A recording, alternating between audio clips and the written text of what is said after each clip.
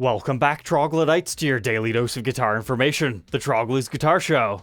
Now I know, in the Jazzmaster Noventa review, I said I was only going to do one, but I was able to talk Fender into sponsoring another episode to review the really cool one-pickup Telecaster from the Noventa series. So, in case you missed that last episode, the Noventa series of Fender is kind of cool because they incorporate P90 style pickups in their guitars. If you don't know Spanish and other languages similar to that, Noventa means 90. It's a play on words for P90, right? And last time, I really enjoyed the Jazzmaster. But just as a quick recap, those are about $1,200 brand new. They come in Fiesta Red, Surf Green, and Walnut color finishes. They've got the 3 pickups. Then there's also the Stratocaster that has 2 pickups at $1,100 that has the Daphne Blue, Surf Green, and the Crimson Red transparent finish. And then there's the 1 pickup Tele that's $1,000, which might seem a lot for what it is, but it is the most affordable out of the series. And they've got a cool vintage blonde finish, a Fiesta Red, and a 2-color sunburst. And you can choose between Pau Ferro fretboards as well as maple, depending on what color you get. So I guess the big question is, which color did they send me? Let's find out. I'm hoping for not Fiesta Red. Anything but Fiesta Red and I'll be happy. Because I think those other 2 colors were nice. So there we go. Gloss finish on our headstock. You can feel that nice satin on the back.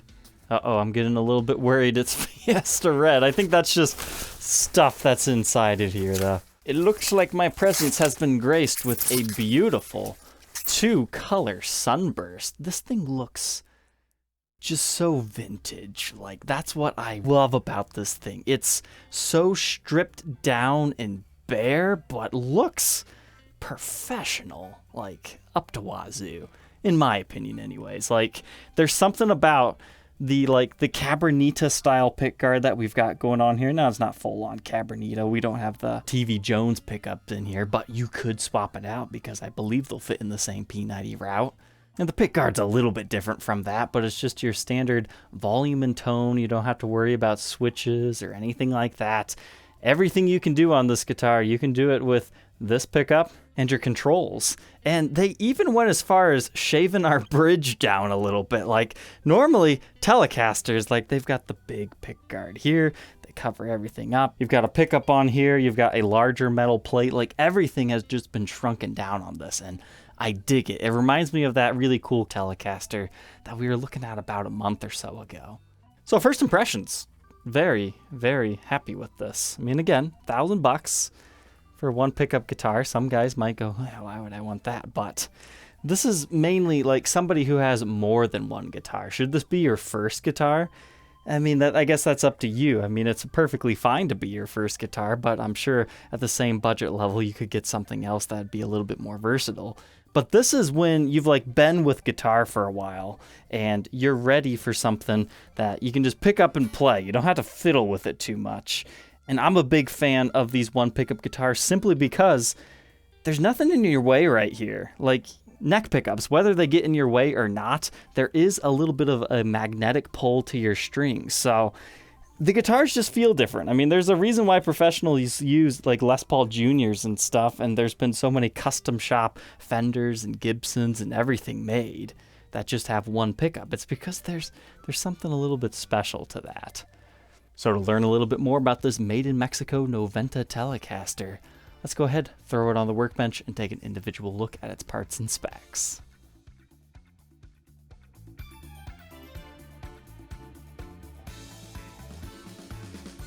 Inside the Noventa Telecaster, found kind of a few cool things. First off, if you take this pickguard off, you've got a big hole under it. So you don't really have an option to take your pickguard off if you don't like it. Even if you could live with the screws, you've got this giant thing. So you might be curious, what is that? That's where the router machine kind of goes into there. And from what I understand, that's how it anchors and does all the other stuff. And this particular one had like a really dark knot in the wood right there that got cut off.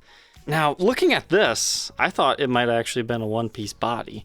I mean, this is actually a seam line right here. It's very well blended and matched until you get right here.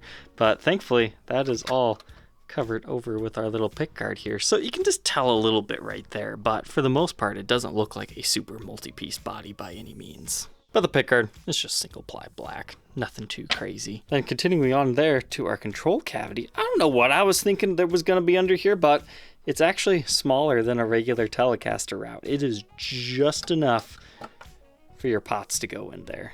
I was expecting like it to go up here for some reason, but no, that was just done to cosmetically cover up what the rest of the pickguard wouldn't. But it looks like we've got some 250K pots in here with just a tiny little ceramic disc capacitor.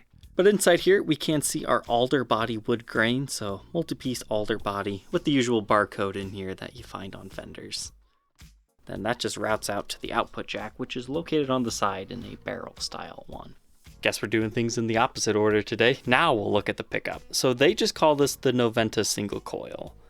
They don't actually call it a P90. That's why, the Noventa is just, kind of a play on words there. But the cavity in here is all shielded off. They secure that using 2 screws, and then they have these giant foam pads that you can compress and decompress by how tight you have your screws in there. That affects your pickup height is what I'm telling you about. And that pickup reads 8.5K ohms within the circuit.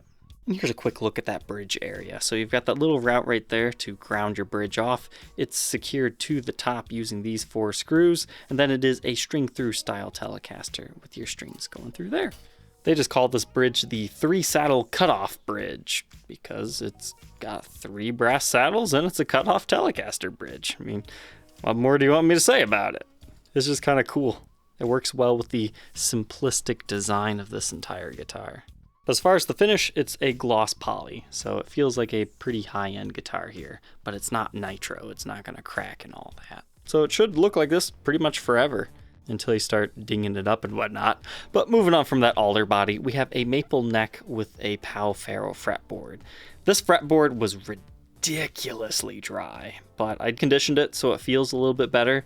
But after having those made in Japan Fenders that have that very finely sanded rosewood, like, you cannot go back from those things. Those boards put American guitars to shame. Like, I didn't even know it was possible to make them that good. Apparently, it's all down to a fine sanding process. So this felt a little bit rough when I first got it. Now that it's conditioned, it's a little bit nicer. But we've got 21 medium jumbo frets on this with a 9.5-inch radius and the typical 25.5-inch scale length. And our synthetic bone nut measures 1.64 inches and increases to 2.02 by the 12th. Our first fret neck depth is 0.86 inches and stays fairly consistent, 0.9 by the 12th. They call it a 60s C-shaped neck profile.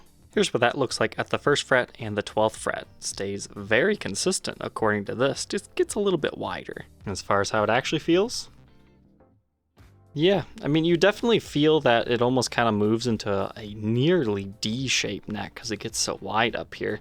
So it kind of feels like it flattens up just a tad. Whereas this area is just great for chords, nice and round and not quite as flat as up here. As far as the face of the headstock, this thing looks nice because a lot of the Mexican Fenders, when you adjust the truss rod up here, they get that black cap. And that's that one thing you can always look at to know where was that guitar made. Since this one has truss rod adjustment down here, and thankfully the neck is hoisted up big enough that you don't actually have to take the neck off to adjust it, it just makes the guitar look a little bit fancier in my opinion, closer to a USA made one. And you've got the gloss finish on the top here, Fender Telecaster decal with a single string tree, and the vintage style tuners. So far, the only downside I'm really seeing to this particular finish is, oh man, it shows fingerprints like a madman. That just happens when you have darker finishes though. But if you're particular about that, hey, maybe try the natural one, the vintage blonde. That'd probably be my next choice. But I think this would look really cool with a chrome pickup cover and a chrome pickguard. It kind of match everything else. These one pickup guitars, they can always stand out. But as it sits right now, it kind of just reminds me of a cowboy guitar. And that fretboard's definitely kind of warmed up to me now that it's been conditioned. But let's flip over to the back. Not too much to talk about back here. You can definitely see that seam line right here a lot more clearly. We've got a circular wood grain pattern right there that kind of draws your eye to that area as well. But it's looking like it's a 3-piece body. So 1, 2, and then the next one starts right there. But you've got your string through ferrules right there, strap buttons in your regular location, output jack, regular spot, Bolt-on maple neck, no skunk stripes or anything on this one, just pure maple. And our serial number reads 2020 on this one. Made in Mexico. This particular example weighs 7 pounds 9 ounces. Let's go ahead, plug it in, and hear how it sounds.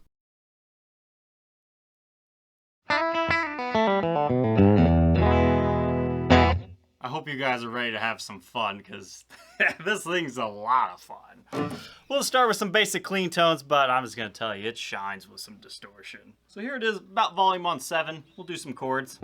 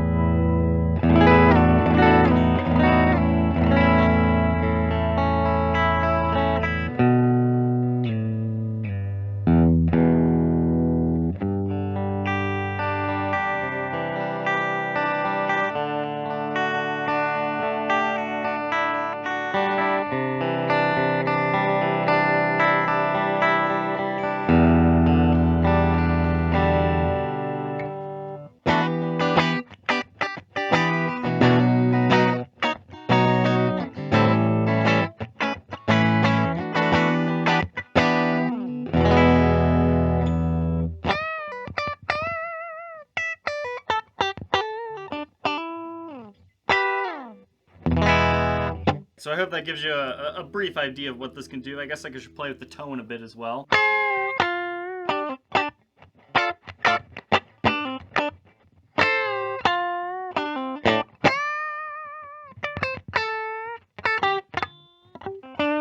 It's very liberating. It's like what I was telling you earlier. You got all this room to pick. And what makes this even better is the bridge is not butted up against it or part of a whole apparatus. It's just its own thing. So if you want to get that really bitey, honky tonk Tele tone, you've got this area right here to pick too. All right, now let's have some fun with it.